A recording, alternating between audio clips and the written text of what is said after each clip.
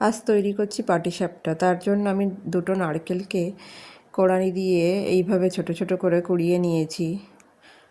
একটা পাত্রে নিয়েছি, পাত্রটা ভেতরে নারকেলটা দিয়ে এবার পরিমাণ মতো চিনি দিয়ে নারকেলের সঙ্গে চিনিটা মিক্সড করে নেব ভালো করে হাত দিয়ে। আমার রান্না যদি আপনাদের ভালো লেগে থাকে তাহলে সাবস্ক্রাইব করে পাশে থাকতে পারেন। সাবস্ক্রাইব করে পাশে থাকলে আমি নতুন নতুন রান্না করার উৎসাহিত পাব। আমার এই ছোট্ট চ্যানেলের মাধ্যমে অনেকেই গ্রাম্য রান্না দেখার সুযোগ পাবে। আমি গ্রাম্য রান্নাটাই সাধারণত করি। নারকেলটা আমার ভালো করে মিক্সড হয়ে গেছে। এবার পাত্রটা ধরে উনুনে বসিয়ে দিয়েছি। মিডিয়াম আঁচে নারকেলটা আমি জাল দিয়ে নেব। চিনির যে জল আর নারকেলের যে জলটা, এটা টেনে যাওয়া পর্যন্ত মিডিয়াম আঁচে আমি জাল দিয়ে নেব। আমার প্রায় হয়ে এসছে, আর একটুখানি হলে হয়ে যাবে।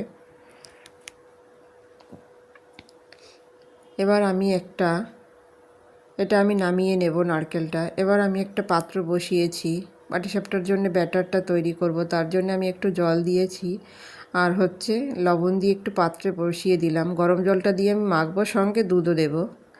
এবার আমি এখানে চালের গুঁড়ি আর ময়দা রেখেছি। 3 ভাগ চালের গুঁড়ি, 1 ভাগ ময়দা। একটু ময়দা না দিলে পাটিসাপটার ব্যাটারটা ফেটে যাবে, তার জন্য আমি দিয়েছি। এবার শুকনো হাতে চালের গুঁড়ি আর ময়দাটা ভালো করে মিক্সড করে নেব। সামান্য পরিমাণ একটু লবণও দিয়েছি এর ভেতরে, চালের গুঁড়ির ভেতরে। যেহেতু জলের ভেতরেও লবণ দিয়েছি, তাই আমি অল্প করে সামান্য পরিমাণে চালের গুঁড়ির ভেতরে লবণ দিয়েছি। আমি ভালো করে এইভাবে শুকনো হাতে অল্প অল্প করে জল নেব আর অল্প অল্প করে মিক্সড করব। এটা সম্পূর্ণ দুধ দিয়েও করা যায়, তবে আমি একটু জল ব্যবহার করছি।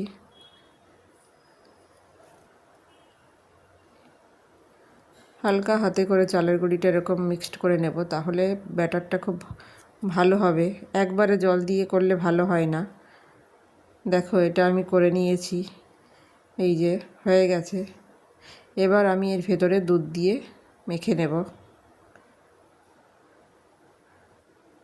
যতটা পরিমাণ লাগবে দুধ, ততটা পরিমাণে, যে যেমন ব্যাটার, যতটা পরিমাণ নারকেল সেই অনুপাতেই ব্যাটার তৈরি করতে হবে। আমি দুধটা দিয়ে ভালো করে মেখে নিয়েছি। দেখো, এই যে আমার ঘনত্বটা, আমি হাত দিয়ে একবার তুলে দেখাচ্ছি। দেখো হাতেও কতটা পরিমাণ লাগছে। এরকমই হবে ঘনত্বটা, না পাতলা না বেশি গাঢ়, এরকমই হবে। এই যে আমি একবার হাতাটা দিয়েও দেখিয়ে দিচ্ছি। দেখো, হাতাটা দিয়েও দেখালে বোঝা যাবে যে ঘনত্বটা কেমন। আমি দুটোভাবেই দেখিয়ে দিলাম। ব্যাটারটা আমার হয়ে গেছে, নারকেলটাও আমার রেডি। এবার আমি কড়াইতে একটা ফ্রাইং প্যান বসিয়ে দিয়েছি। আমি এখানে কোনো তেল ব্যবহার করছি না, কারণ এটা আমার ননস্টিকের তাওয়া, তো এটাতে আমার কোনো তেল লাগবে না, এটা আপনা-আপনি উঠে আসবে। তাই আমি তেল ব্যবহার করছি না। কেউ চাইলে তেল ব্যবহার করতেও পারে, কিন্তু আমি এখানে কোনো তেল ব্যবহার করছি না। দেখো, আমি হাতাটা দিয়ে ব্যাটারটা পাটিসাপটার মতো করে যেভাবে তৈরি করে সেইভাবে আমি দিয়ে দিচ্ছি। এভাবে হাতা দিয়ে ঘুরিয়ে ঘুরিয়ে দিতে হবে।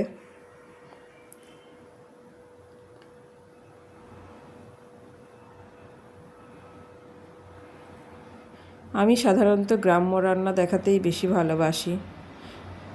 গ্রাম্য রান্নাটাই বেশি পছন্দের আমার। হালকা পাতলা রান্না, হালকা পাতলা রেসিপি, সমস্ত কিছু জাস্ট তাড়াতাড়ি সহজ পদ্ধতিতে হয়ে যায়। এখনকার দিনে সবাই তো সময়ের খুব কম সবার হাতে, যাতে রান্নাটা তাড়াতাড়ি হয়ে যায় সেই রকমই রান্না করছি। এবার দেখো, নারকেলটা নিয়ে আমি যে ব্যাটারটা দিয়েছিলাম সেটার ভেতরে দিয়ে দিলাম। এবার আমি এটাকে আলতো হাতে করে আস্তে আস্তে করে পাটিসাপটার আকারে শেপ করে নেব। এটা গরম, খুব সাবধানেই করতে হবে। খুব আস্তে আস্তে করেই এটা করতে হবে, এটা গরম তো, তাই এটা আস্তে আস্তে করেই করে নিতে হবে, তবে এটা গরম গরমই করতে হয়।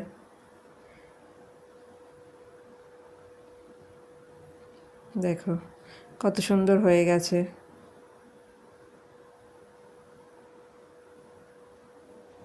খুবই সুন্দর হয়ে গেছে।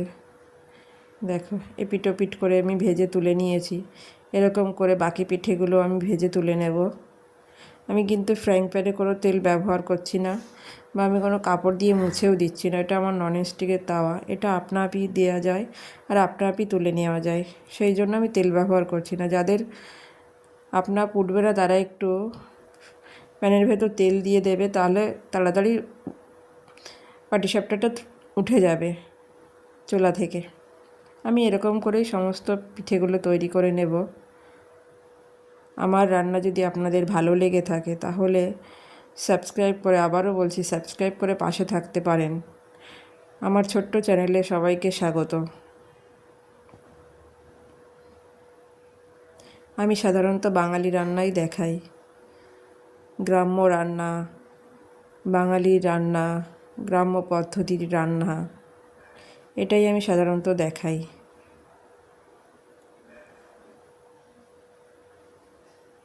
এই যে বাকি পিঠেগুলো আমি আস্তে আস্তে করে তৈরি করে নেব।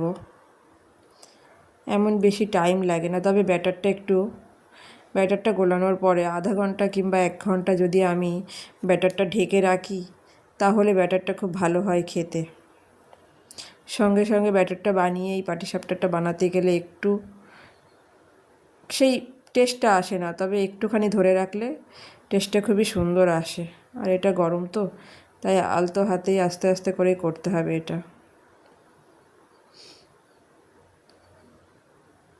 এই যে আমার পাটিসাপটাটা হয়ে গেছে।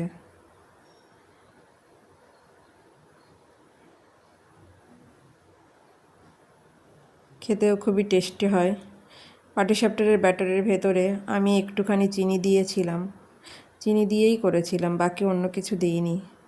আর এই যে ব্যাটারটা তৈরি করার সময়তে হালকা লবণ দিয়েছিলাম। এই যে আমার পাটিসাপটাটা তৈরি হয়ে গেছে, কত সুন্দর হয়েছে দেখুন। খেতেও কিন্তু খুবই টেস্টি হয়। আমি যেহেতু চালের গুঁড়ি আর ময়দা ব্যবহার করেছি, তাই জন্য আমার পাটিসাপটার যে ডোটা সেটা কিন্তু ফেটে যায়নি, খুবই সুন্দর হয়েছে।